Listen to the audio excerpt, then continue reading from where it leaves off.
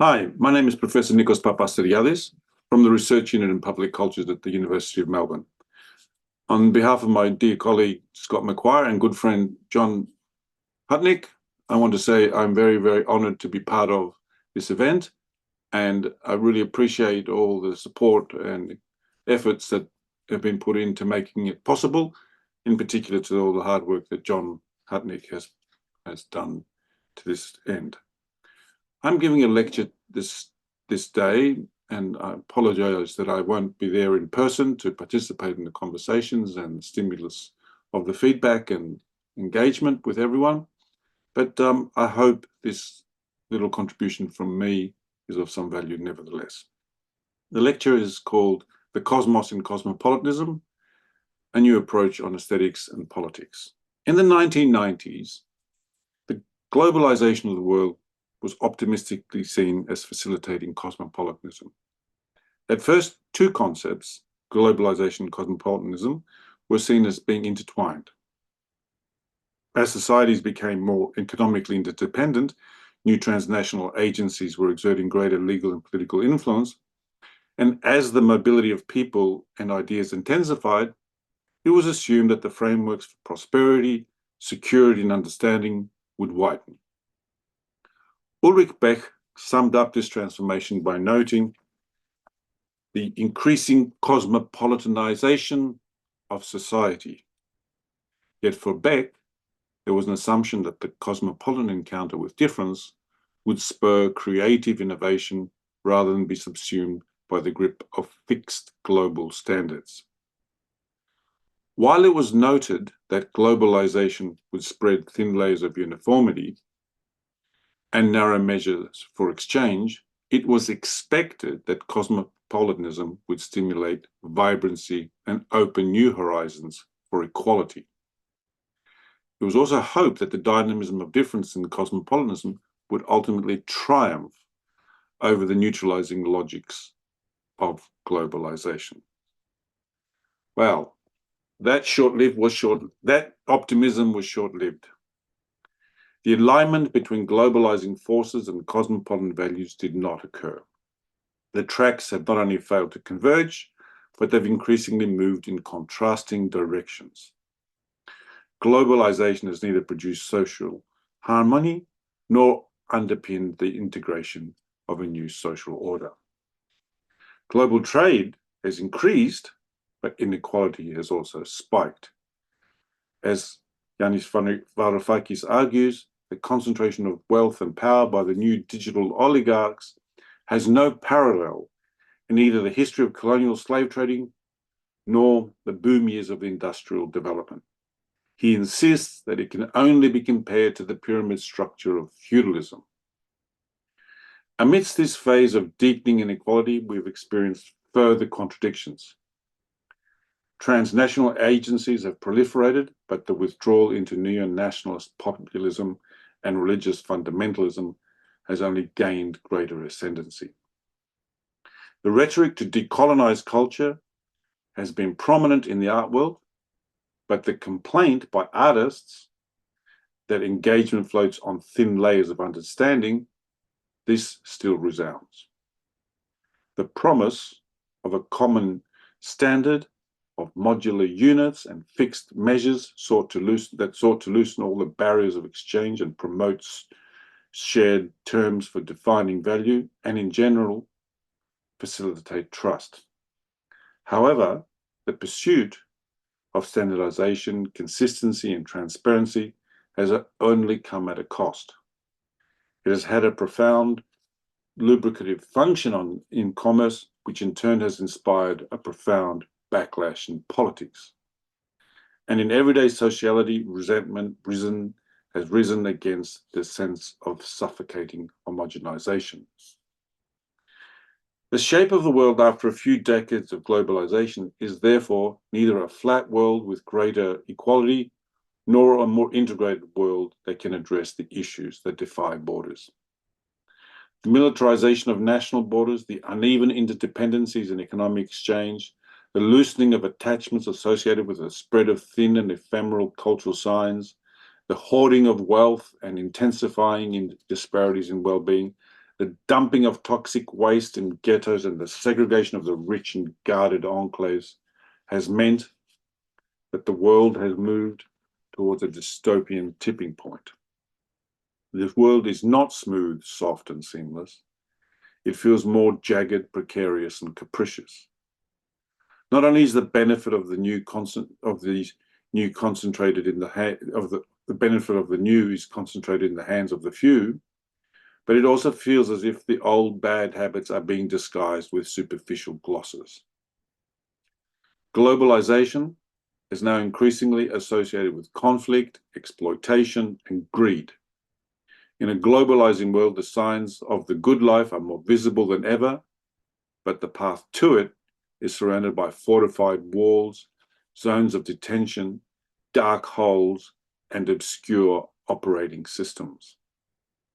It is seen as having made gains for a new elite at the expense of the social contract that protected the many. It is also one of the paradoxes of our times that globalization, which has both bypassed and fractured the authority of the nation state, has also become increasingly dependent on national security apparatus and the nation's material infrastructure. It has weakened the regulative frameworks, but also become dependent on the moral consensus that conflates the universalism of globalization and the particularism of the nation state.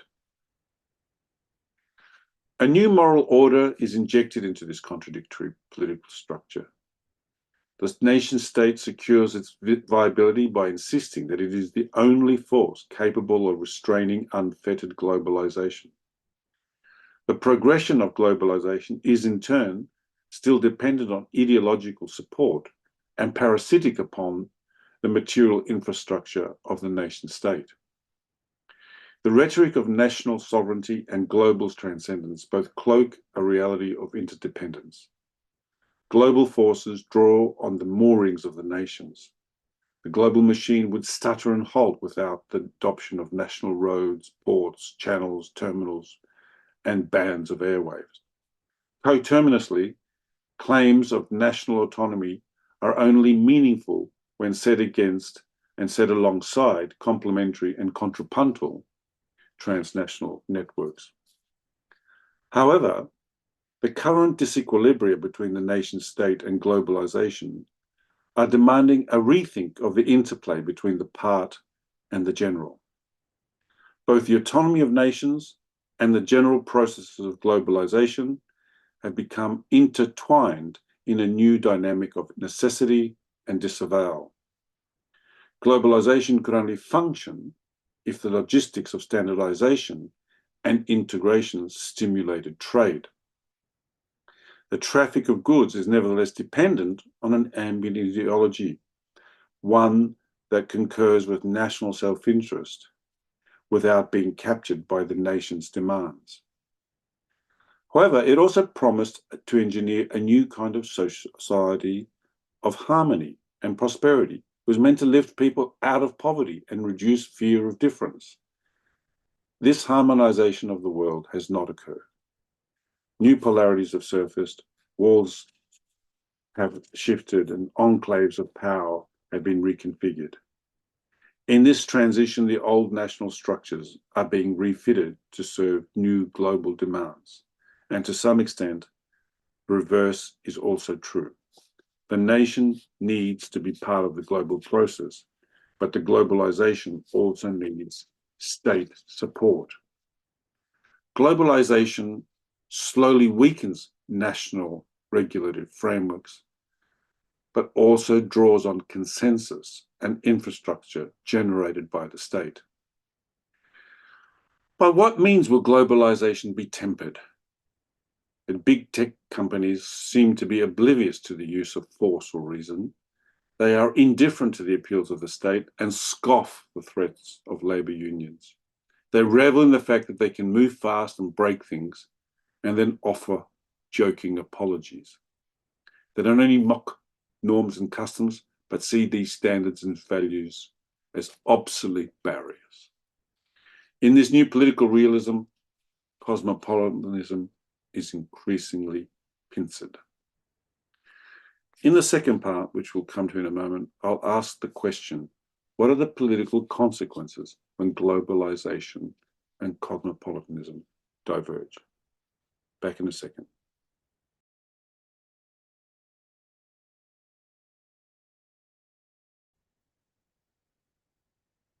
Hi again. This is part 2 of the lecture on cosmopolitanism, and this is where we reflect on the divergence between globalization and cosmopolitanism, and in particular, the political consequence of this divergence.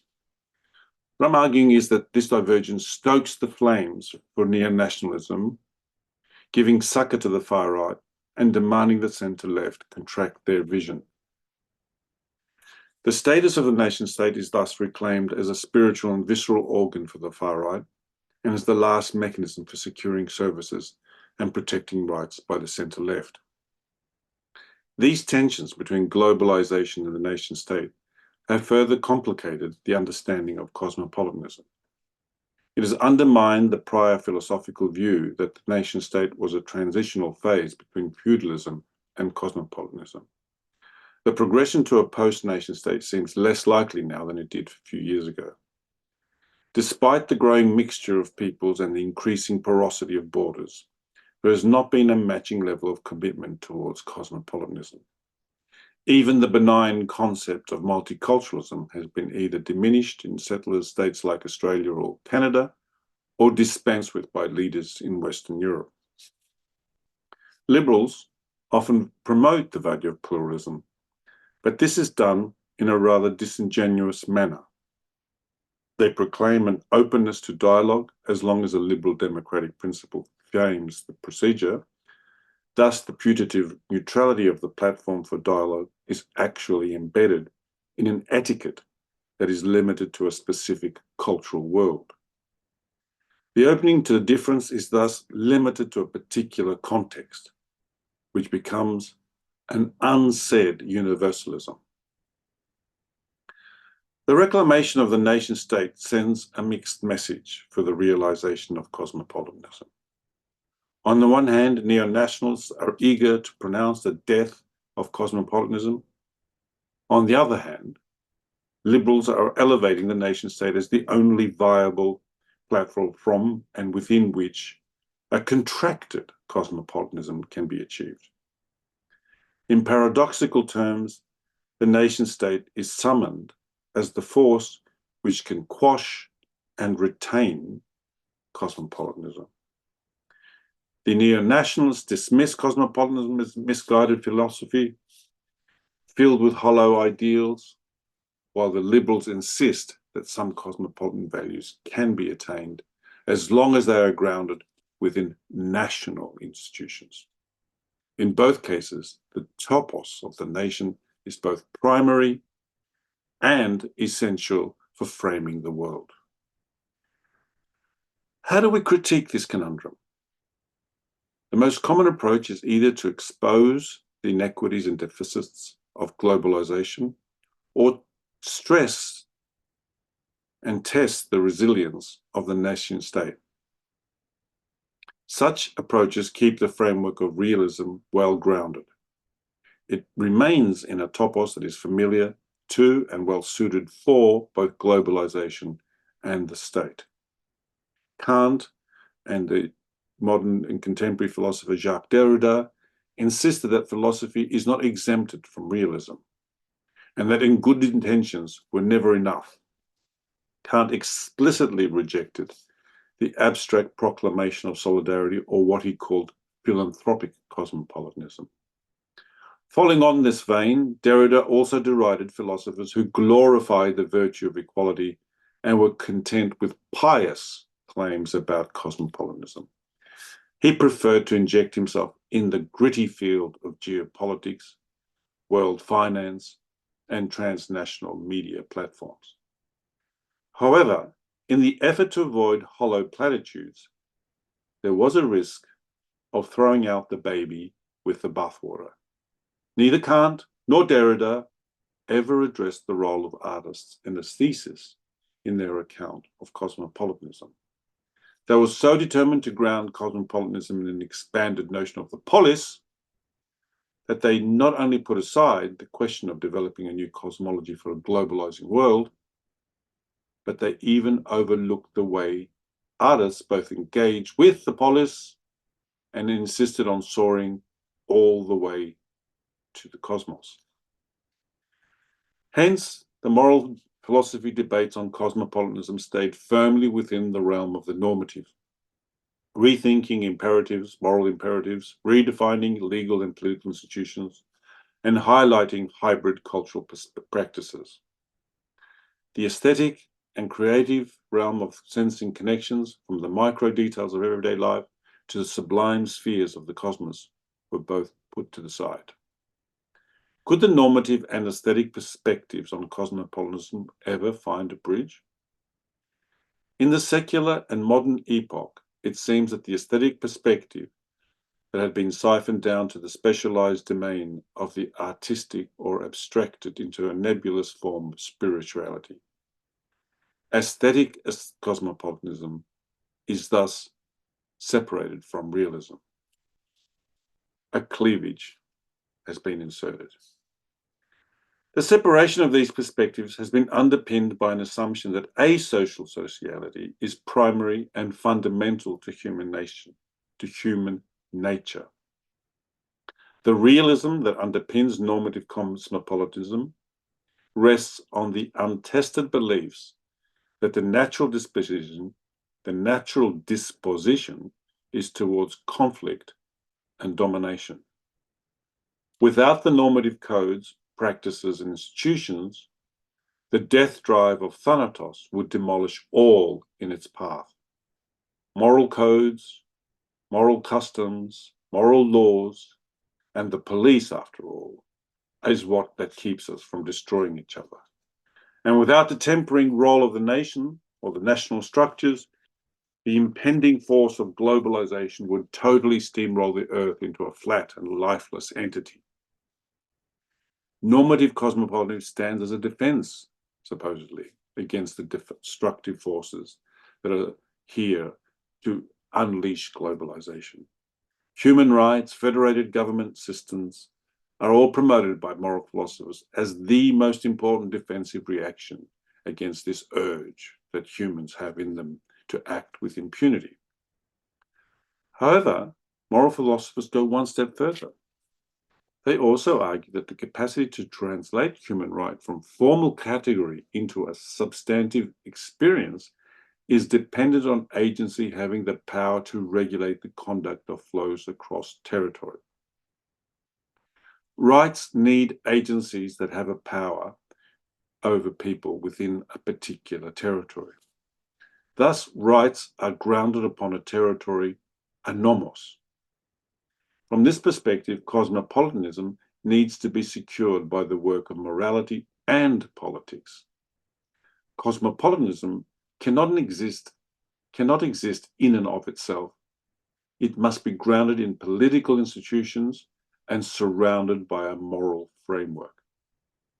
The moral philosophers are quick to remind us that there is much work to be done to complete this project. Maybe it is at this rendezvous with the work on political regulations and moral duty that is where a big part of cosmopolitanism comes to die. It is a rendezvous which is not only always set somewhere in the horizon of the future, it is never seen as being here and now, but it is also a path that has crushed the eros of creation and relegated the pleasure of care. Cosmopolitanism has been crunched by an economy of perpetual work. We are doomed to a slave's life of working towards something we will never experience in full. My question is, how to have a visceral cosmopolitanism that is embedded in the ground of the polis, but also retains its links to the cosmos? I'll propose an alternative, an extraterritorial approach. I will argue that realism can be restated by tracing the cosmos in cosmopolitanism. The cosmos is not grounded in the nomos. It is self-regulated by a generative eros. The ancient Stoic image of the cosmos as appearing as creative fire, one that replenishes itself at the point it seems to expire, is telling here. It is expressive of an eros that needs no fuel other than its own matter. And it is not bound by codes, institutions, and customs of any given territory. It has autonomy. It creates bonds that are not held by fear or in response to threat. These bonds are drawn from the eros of self-fueling, creative, and care. So in this third part, which is what will follow, I will talk more about this cosmos and cosmopolitanism. Back in a second.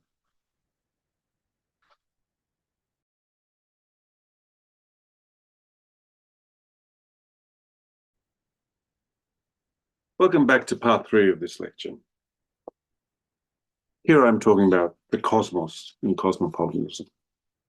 The ancient Greek concept of cosmopolitanism is a composite term that includes both cosmos and polity.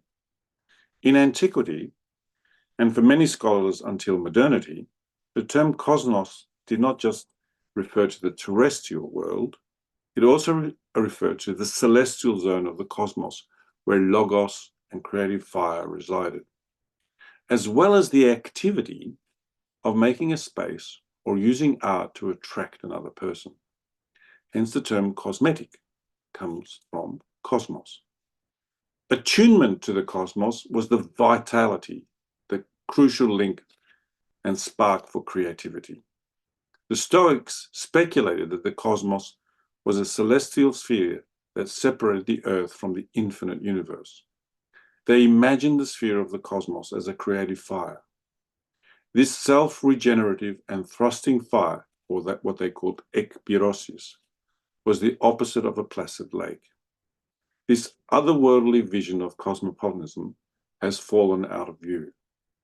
The early modern and contemporary understandings of cosmopolitanism have skewed the meaning heavily toward the polity, placing greater emphasis on the regulative force of political institutions and the educative process of self-restraint through moral pedagogy.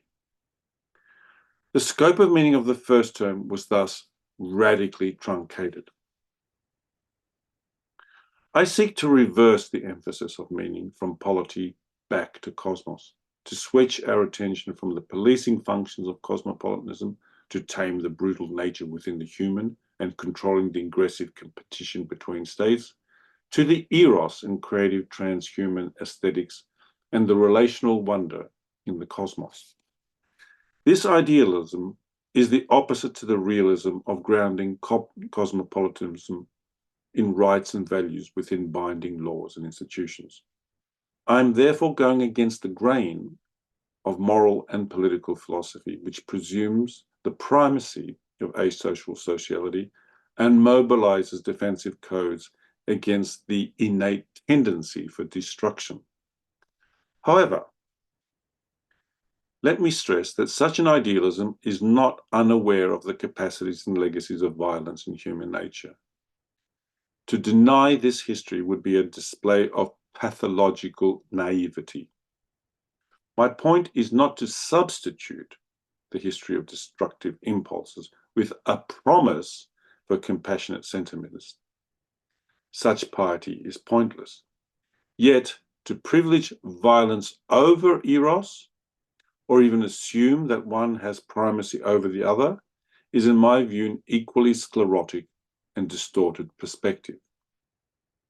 While the polis does need rights and rules, that in itself is never sufficient. In some way, the cosmos must be mirrored in the polis. At least the citizen holds the, at least the citizen must hold the connection that goes all the way to the cosmos itself. There can be no retreat into a splendid isolation of communitarianism, just as the imposition of an integrated system based on inflexible universals is in equal measure an empty panacea and a brutal totalitarian nightmare. Against these two bad options, there is another cosmopolitanism based on an open dialogue, about the terms of representation and the horizons of possibility. It is a cosmopolitanism that creates the commons of public space, not as an ideal abstraction that can be obtained when all the conditions of pedagogy and etiquette have been met, but one that exists in the infinite capacity for wonder and the already existing forms for communication in the here and now. The ancient Greek philosopher Pythagoras was once asked, "Why are human beings on the earth?" He replied, "To observe the sky." Shitao, the Buddhist monk and painter, reflected that while the work of art is executed by the hand, its origin is celestial. The modernist artist, Kazimir Malevich, who always carried a mini telescope in his shirt pocket, urged his comrades and fellow aviators to fly with me to the abyss. Lee Ufan, the Korean artist based in Japan, completed his paintings usually in a single brushstroke. He declared that each stroke was timed with the breath, and each breath was in sync with the cosmos. Creation, I'm therefore arguing, is not an excavation of the inner being, it's a connection to something else. So in the final part of this lecture, I will talk about the roads leading to cosmopolitanism and what black holes may actually be before us.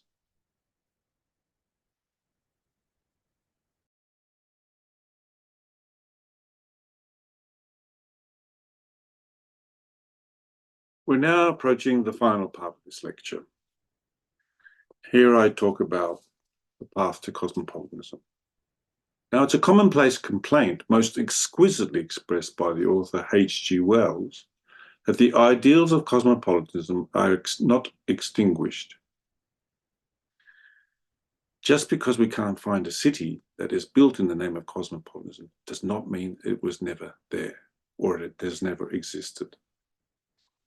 Now, this complaint is usually followed in a twofold way.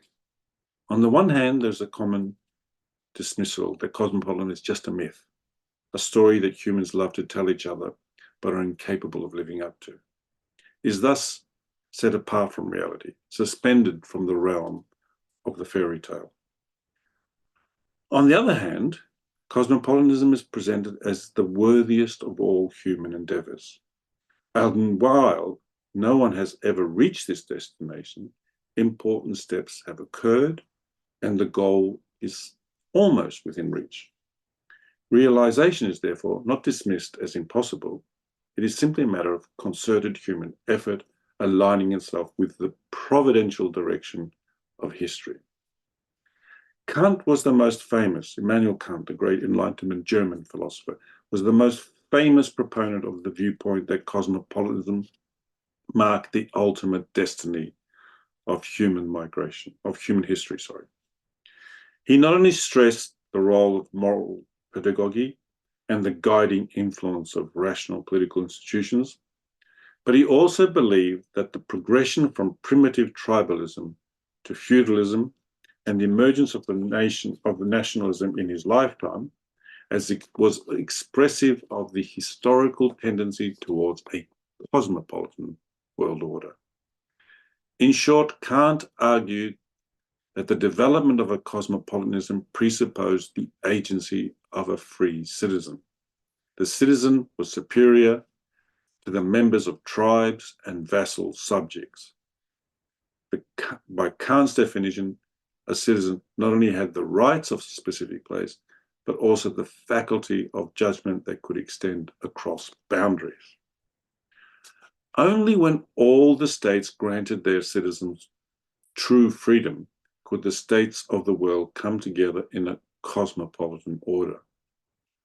From this perspective, cosmopolitanism could not be realized until all humans were free citizens and could express their judgment to live in a cosmopolitan order. This order cannot be imposed for the good of all. It must be a good that is expressed by all. For Kant, freedom cannot be delivered from above. It must be gained and chosen by people from within the context of their own particular circumstances. Thus, the road to cosmopolitanism is both varied and uneven. Not everyone is starting from the same position of relative freedom, and yet all roads must meet for cosmopolitanism to actually begin. From Kant's Eurocentric cartographic imagination, he saw his own society as the one that was most advanced on the road to cosmopolitanism. The absence of human rights and republican government models in tribal and feudal societies not only meant that they were retarded and had much further to travel, but their present orientation was heading in the wrong direction.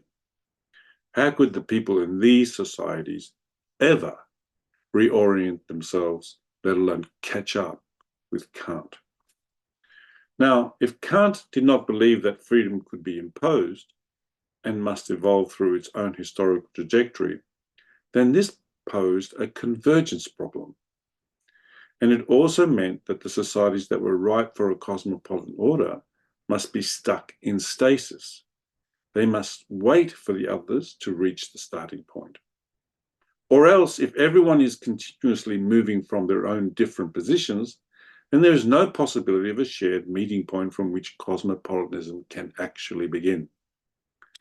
Thus, despite Kant's optimism that cosmopolitanism as the last question in philosophy was achievable, his preconception of the varied starting points and contrasting orientations in the roads of human progress meant that a shared conception of freedom could never be attained. For cosmopolitanism to begin, there must not only be a common historical trajectory operating to orient all different societies towards a shared destination, but also gears that allow the backward societies to accelerate while affording the advanced societies to rest in neutral. The image of the road is neither accidental nor fanciful.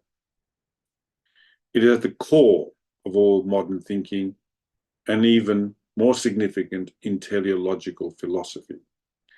Kant recognized that moral pedagogy and republican political government was not sufficient to secure a cosmopolitan order.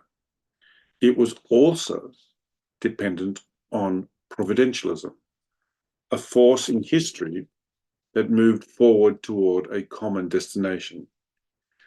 Kant discussed the providential orientation of all human history, but as far as I can tell, he missed the point about differential gears. He did not address the need for acceleration in the convergence challenge and the capacity to rest and idle for those who arrive ahead of others. The road-building metaphors continue in contemporary theories of normative cosmopolitanism. Habermas has re-engineered the civil roads that build post-national public spaces. Derrida has recultured the role of the encounter with the other on the road to hospitality. Both Derrida and Habermas took inspiration from the big developers, the big engines, the UN, the EU, the IMF, ILO. They were the ones constructing the cosmopolitan superhighway. Following on from Kant, they accepted cosmopolitanism was a kind of incomplete project, but they did not dismiss it as either a fanciful idea or a hollow platitude. They believed that it was achievable. However, once again, it was clear that cosmopolitanism was not yet fully within our reach. Who can dispute that the world as we see it today is still far from cosmopolitan? However, does this mean that there is no sign of cosmopolitanism in the world? Just because the world is not cosmopolitanism does not mean there is no cosmopolitanism in the world. If we are to take seriously my proposition that cosmopolitanism is both real and existing in this world, then we need a new approach to identity and one that can make sense of cosmopolitanism in a wider sense.